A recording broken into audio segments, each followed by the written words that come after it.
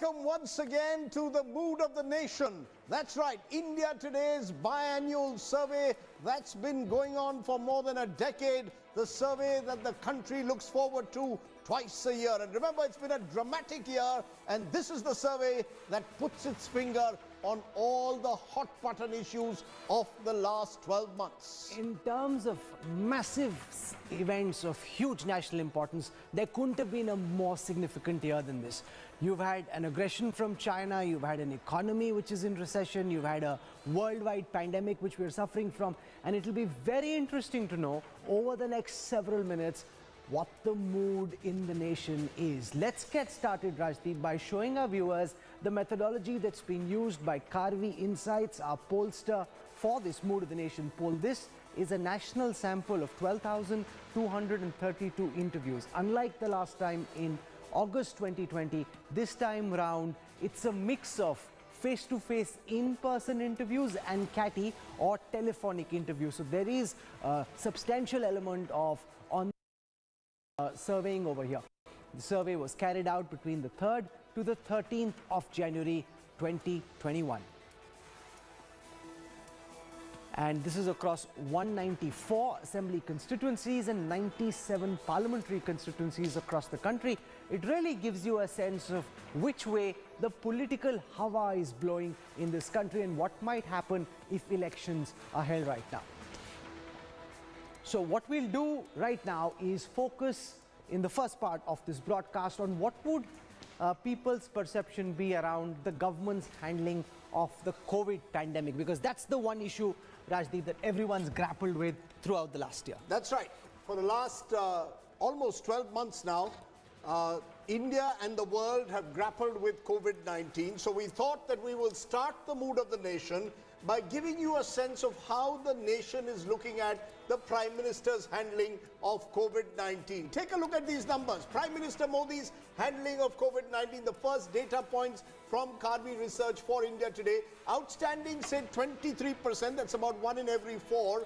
73%, no, 50% are saying good. So a total of 73% are rating the Prime Minister either as good or outstanding.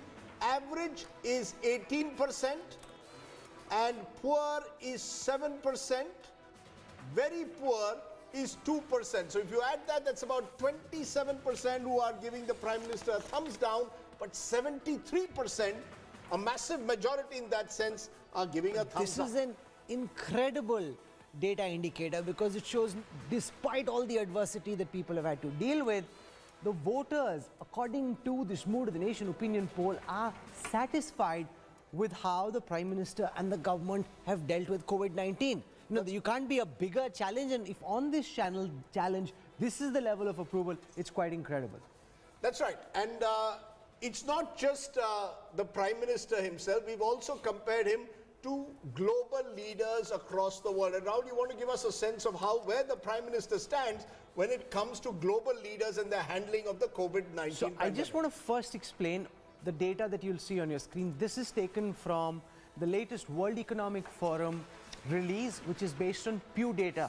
Pew is a research agency in the United States. So we've picked the data from the research agency, and then we'll show you what the MOTN data tells us about the Prime Minister's handling in a global context. So there are some countries like Canada, like Australia, like Germany, where the leaders have higher ratings than our Prime Minister does. But if you come into countries that you can really compare with India, which are roughly in the same socio-economic bracket, there the Prime Minister is leagues ahead. For example, in the United States, which you'd expect would do much better than India when it comes to dealing with a pandemic where healthcare facilities are better, only 47% of the people thought that the then President Donald Trump had done a good job. 52% thought he'd failed.